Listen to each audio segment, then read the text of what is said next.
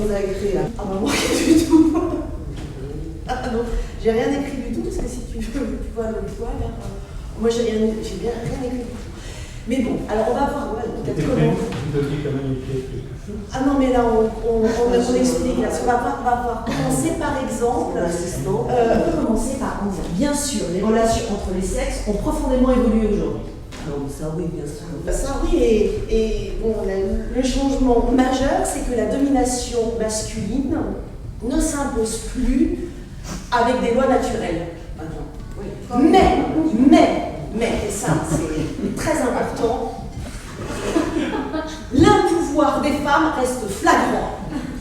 Ça, c'est évident. Alors, ce qui est compliqué, c'est quand les féministes tentent d'en parler, elles se heurtent systématiquement au ridicule et au mépris des hommes. Mais aussi, et ça c'est encore plus désolant, une espèce de hargne de certaines femmes qu'on pourrait appeler, qu'on pourrait considérer comme faisant partie de la misogynie d'appoint.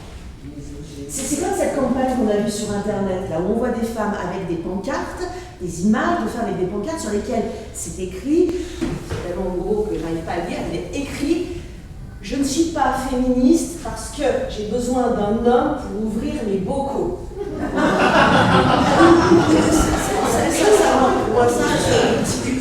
C'est évident que le dernier bastion de l'état mâle, c'est paradoxalement l'acceptation par les femmes de leur féminitude. Leur féminitude. Bah oui.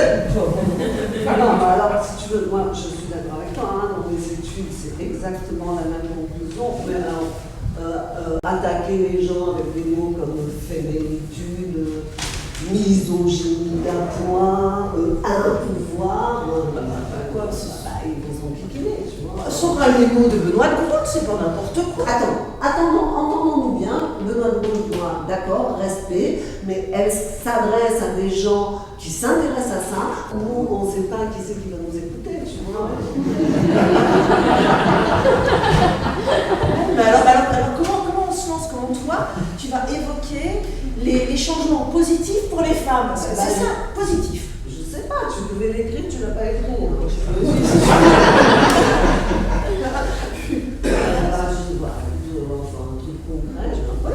Alors tu sais, donne-moi le papier. Alors tu vas regarder, là, c'est tout marqué. Tout ce que tu vois exactement ce qu'il me demande. Alors vas-y, tu te lances, moi je me mets juste là, je te regarde, je t'écoute et je prends des notes. Je te dis si quand même. Peut-être pas, allez. Alors, t'es parfaite. Si. Bonjour. J'ai 4 minutes pour. Si, allez, vas-y. Non.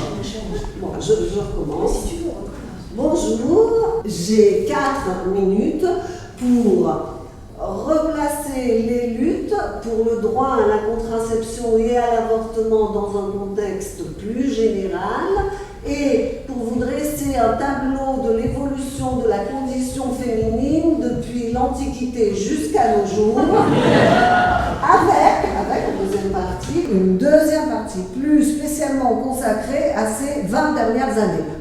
Je passe tout de suite à la deuxième partie.